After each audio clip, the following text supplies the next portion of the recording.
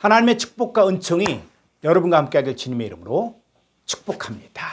자, 오늘 함께 나눌 말씀의 제목은 어떤 침례를 받아야 하는가?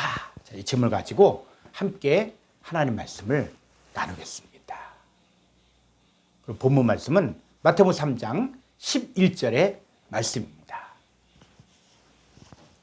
나는 바프티스마 요한은 너희로 회개하기 위하여 물로 밥티즈를 베풀거니와 내 뒤에 오시는 이 예수님은 나보다 능력이 많으시니 나는 그의 신을 들기도 감당하지 못하겠노라. 그는 예수님은 성령과 불로 너희에게 밥티즈를 베푸실 것이요.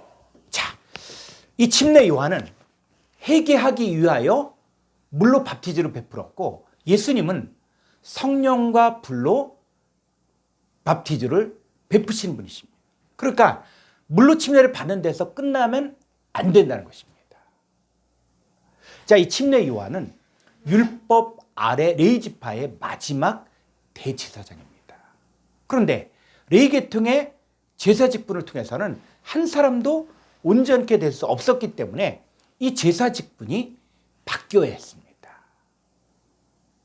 예수님은 멜기세덱 반차를 따른 유다 지파 제사장으로서 영원히 온전케 되신 하나님의 아들로서 자기를 힘입어 하나님께 나아간 자들을 온전히 구원하실 수 있는 분이십니다. 우리가 성경을 볼 때 앞뒤 문맥을 보면서 성경이 말하고자 하는 것을 알아야 하는데 내가 아는 단어가 나왔다고 해서 내가 아는 또 성경 지식을 갖고 본문을 해석하면 이상한 방향으로 해석이 될 수 있습니다. 예수님께서 성령과 불로 침례를 베푸신다고 하니까 불성령 받으라 라고 하는 사람들이 있는데 이것은 성경에 말하고자 하는 것을 전혀 모르기 때문에 하는 말입니다. 우리가 원어 성경을 보고자 하는 이유도 정확한 성경 번역을 하여 정확한 뜻을 알고 적용할 때 성경을 쓰신 분의 의도가 우리에게 전달될 수 있기 때문입니다. 예수님 제자들도 물로 침례를 베풀었고 사도 바울도 처음에는 물로 침례를 베풀었지만 바울은 침례 자체가 목적이 아니라 침례를 통해 온전한 복음에 참여하는 것이라고 했습니다. 고린도서 1장 17절을 보겠습니다. 그리스도께서 나를 보내심은 밥티즈를 베풀게 하려 하심이 아니요 오직 복음을 전하게 하려 하심이로되 말의 지혜로 하지 아니함은 그리스도의 십자가가 헛되지 않게 하려 함이라. 여러분 침례의 목적은 복음을 전하여 그리스도의 십자가가 완성되어야 합니다. 자, 그렇다고 또 복음이 중요하니까 침례는 중요하지 않다 이런 의미가 아니에요. 그러니까 침례니 세례니 서로 싸우거나 다투지 말고 침례의 참된 의미를 알고 복음을 전해야 한다는 것입니다. 그러면 첫 번째, 이 침례의 의미가 무엇일까요? 세 가지를 이야기하려고 하는데 첫째는 죄의 종살이에서 하나님의 백성이 되는 것입니다.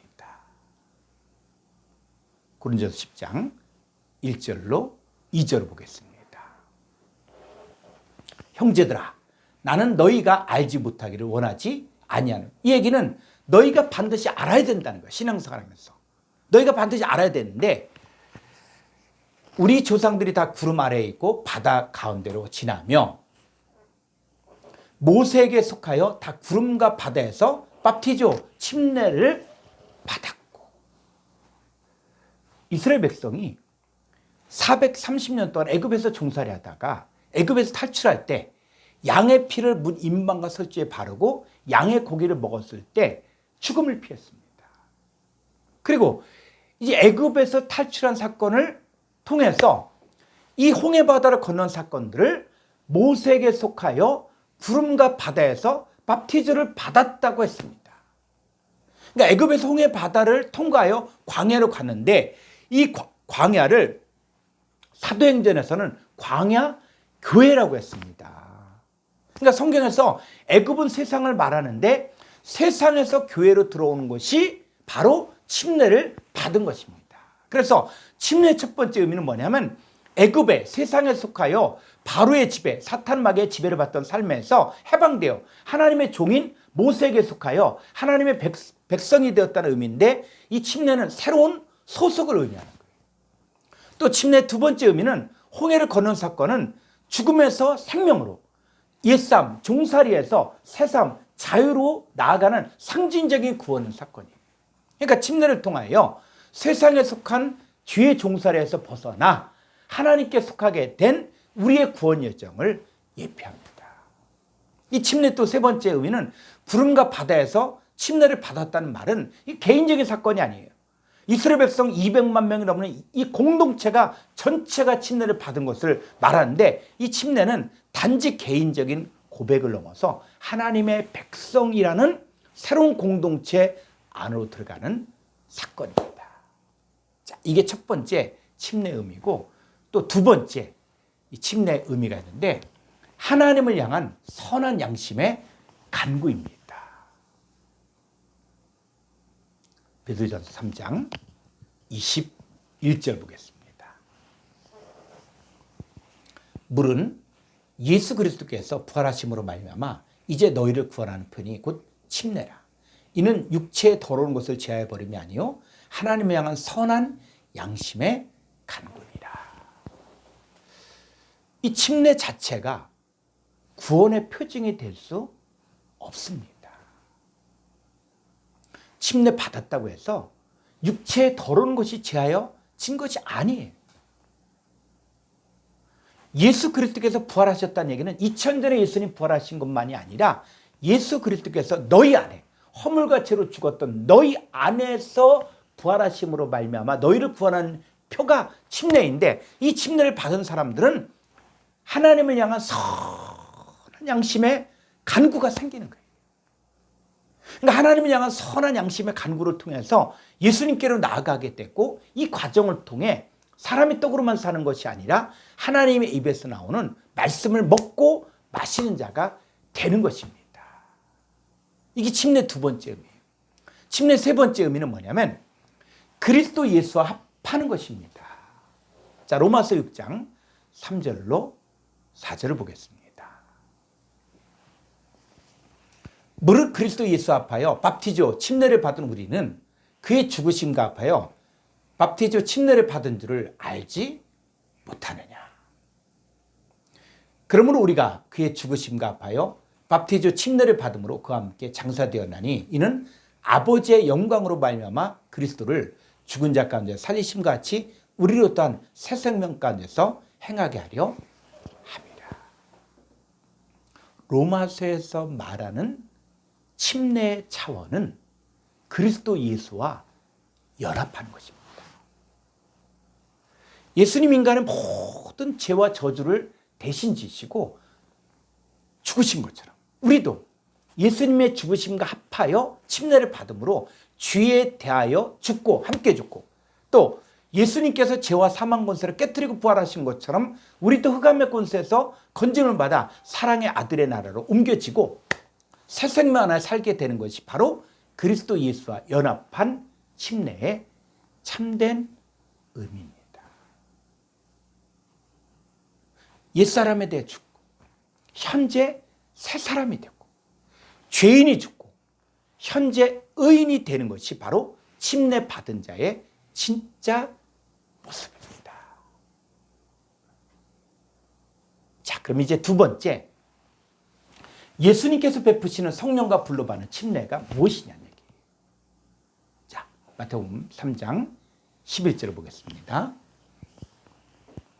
나는 너희로 회개하기 위하여 물로 밥티조를 베풀거니와 내 뒤에 오시는 이는 나보다 능력이 많으시니 나는 그의 신을 들기도 감당하지 못하겠노라. 그는 예수님은 성령과 불로 너에게 밥티조를 베푸실 것이에요. 예수님께서는 성령과 불로 침례를 베푸신다고 하셨습니다. 자, 그러면 예수님께서 말씀하신 성령과 불로 침례를 주신다, 이 말씀이 어떤 의미일까요? 이 마태복음 3장 11절에 헬라 원문을 보게 되어지면 오늘 간단히 좀 보려고 하는데, 엔 푸니마티 하기오 카이 피리. 그래서 엔은 어디 안에, 푸니마티 하기오 거룩한 영 안에, 그리고 카이 그리고 피리 불 안에, 이런 거예요. 그러니까 예수님께서 베푸시고자 했던 것은 바로 뭐냐면 거룩한 영 안에서의 침례가 있고 불 안에서의 침례, 이 두 종류의 침례가 있다는 것입니다. 그런데 이 거룩한 영 안에서 침례와 불 안에 침례했을 때 이게 뭘 이야기하는 것이냐 했을 때 이것에 대한 구체적인 설명이 마태복음 3장 12절에서 계속 이어지고 있어요. 자, 찾아볼까요? 마태복음 3장 12절에 보면은 손에 키를 들고 자기의 타작마당을 정하게 하사 알곡은 모아 곡간에 들이고 쭉정이는 꺼지지 않은 불에 태우시리라. 그러니까는 거룩한 영 안에서의 침례는 무엇을 이야기하냐면 알곡이 알곡은 모아 곡간에 들이는 것이고 불 안에서의 침례는 쭉정이는 꺼지지 않은 불에 태운다는 거예요. 이 심판을 이야기한다. 그러니까 예수님은 이 구원의 사역과 심판의 사역을 동시에 하셨습니다. 그럼 첫 번째, 예수님의 이 구원 사역이 바로 거룩한 영 안에서의 침례라는 거예요. 요한복음 3장 17절, 18절 보겠습니다. 하나님이 그 아들을 세상에 보내신 것은 세상을 심판하려 하심이 아니요 그로 말미암아 세상이 구원을 받게 하려 하심이라. 그를 믿는 자는 심판을 받지 아니하는 것이요 믿지 아니한 자는 하나님의 독생자 이름을 믿지 아니함으로 벌써 심판을 받은 것입니다. 자, 예수님을 믿은 자는 구원받지만 심판을 받지 않아요. 구원받고 심판받지 않아요. 그런데 예수님 믿지 않은 자는 벌써 심판을 받은 거죠. 그러니까 거룩한 영 안에서의 침례는 뭐냐면 예수님을 믿는데 어떤 차원에서 예수님을 믿느냐 하는 것이에요. 그래서 이 요한복음 3장 18절에서 그를 믿는 자라고 이야기할 때 이 그를 믿는 자, 이 의미가 그냥 우리가 예수님 믿어 이런 차원이 아니라는 거예요. 그래서 그를 믿는 자 헬라어로 보면 에이스 아우톤인데 이 아우톤은 누구냐? 예수님 말하는 거예요. 예수님. 그를 예수님이에요. 그리고 에이스 전치사는 뭐냐면 어디 안으로 들어가는 거예요. 그런데 어디 안으로 들어가는데 들어간 사람의 존재와 상태가 바뀌어지는 거예요. 그러니까는 그를 믿는다는 얘기는 뭐냐면 예수님이 내 안에 들어오고 나도 예수님 안으로 들어갔을 때 죄에게 속한 나의 옛사람이 죽고 그리스도 예수 안에 있는 새로운 피조물이 되고 죄인이 의인이 된 것을 현재 능동적으로 믿는 것이에요. 그러니까 이 사람이 거룩한 영 안에서 침례를 받은 것입니다.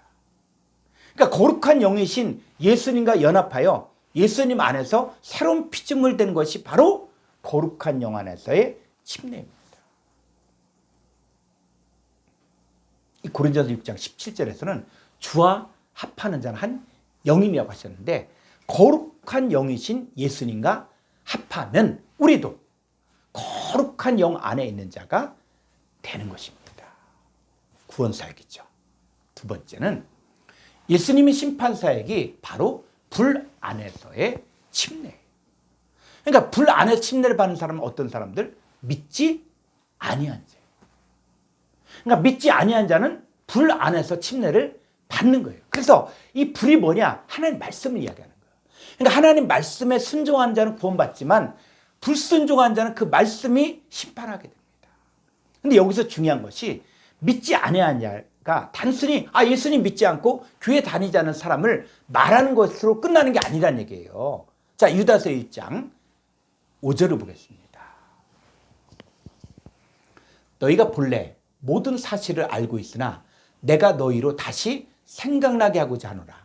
주께서 백성을 애굽에서 구원하여 내시고 후에 믿지 아니한 자들을 멸하셨으며. 여러분, 주께서 백성을 구원하여 내시고 후에 믿지 아니한 자들을 멸하셨는데 여기서 믿지 아니한 자들은 이미 모세를 통해서 시내산에서 언약을 맺은 백성들을 말합니다. 이 사람들은 낮에는 구름기둥, 밤에는 불기둥으로 인도함을 받았고 하늘에서 내리는 만나를 먹었고 또 반석을 쳐서 솟는 물을 마셨어요. 그런데 환경이 어려우면 원망하고 불평하고 주를 시험하고 우상 숭배했던 자들이 바로 믿지 않은 자들로서 이들은 광야에서 멸망을 받았습니다. 오늘날에 교회는 다니지만 여전히 세상과 벗되어 살고 육체의 욕심을 따라 지내며 육체와 마음에 원하는 대로 살며 탐심을 품고 신앙생활을 하는 자들이 믿지 아니하는 자들입니다. 자, 계시록 21장 8절 보겠습니다. 그러나 두려워한 자들과 믿지 아니한 자들과 흉악한 자들과 살인자들과 음행한 자들과 점술가들과 우상숭배자들과 거짓말하는 모든 자들은 불과 유황으로 타는 못에 던져지리니 이것이 둘째 사망이다.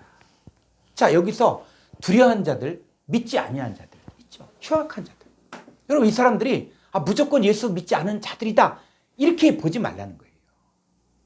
물론 그들도 믿지 아니한 자들이 있죠. 그런데 성경이 말하고자 하는 것은 뭐냐면 예수를 믿는다고 하지만 하나님의 약속의 말씀을 믿지 못하고 환경과 사람을 보고 두려워한 자들을 말하는 거예요. 여러분, 이 두려워한 자들, 믿지 않는 자들은 불과 유황으로 타는 못에 던져지게 됩니다. 자, 신약 성경을 보니까 예수님께서도 주의 주의 한 자마다 다 천국에 들어갈 것이 아니라 하늘에 계신 아버지의 뜻대로 간 자라야 들어가리라고 한 것처럼 주의 주의 했지만 자기 뜻대로 불법을 행한 사람들도 믿지 아니한 자들인데 이들은 천국에 들어가지 못했습니다. 마태복음 25장에서 신랑을 기다렸던 열처녀, 신랑 기다렸어요. 그런데 기름을 준비하지 못한 미련한 처녀들, 또 달란트를 받았지만 달란트를 늘리지 못한 한 달란트 받은 자, 또 지극히 작은 자에게 주님에게 하듯 하지 않은 염소 쪽에 속한 사람들이 바로 누구냐?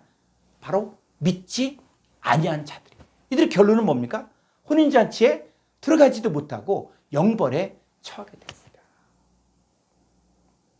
성경에서 말하는 믿지 아니한 자들은 아예 예수님을 믿지 않은 사람들만을 말하는 것이 아니라 교회 다니고 신앙생활을 한다고 하지만 하나님의 뜻대로 행하지 않고 이 썩어져가는 구습을 주는 이 세대를 본받고 육체와 마음의 원하는 대로 살면서 자기 욕심이 채워지지 않으면 늘 원망하고 불평하고 주를 시험하고 우상 숭배하는 자들도 바로 믿지 아니하는 자들입니다. 이렇게 믿지 아니하는 자들은 불 안에서 침례를 받아 이미 심판을 받아 멸망받을 수밖에 없습니다.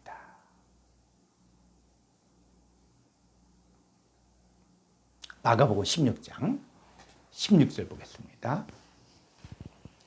믿고 밥티즈를 받는 사람은 구원을 얻을 것이요 믿지 않은 사람은 정죄를 받으리라. 여기서 말하는 침례라는 것은 세례 침례 이런 거 갖고 싸우지 말라는 거예요. 거룩한 영 안에서 침례를 받아 알곡으로 구원 얻는 거예요.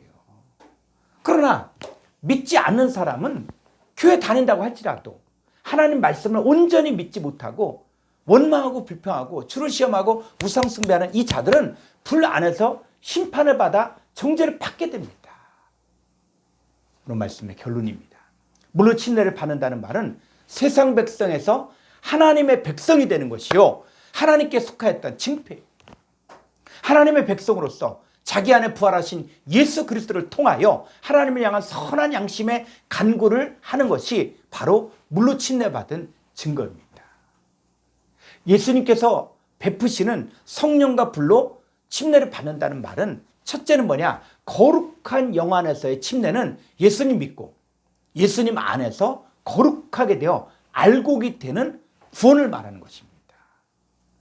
두 번째, 불 안에서의 침례는 예수님 믿지 않고 말씀을 거부하기에 쭉정이가 되어 불로 심판을 받는 것입니다. 여러분 모두가 거룩한 성령 안에서 침례받고 하나님의 백성으로서 알곡 성도가 되기를 주의 이름으로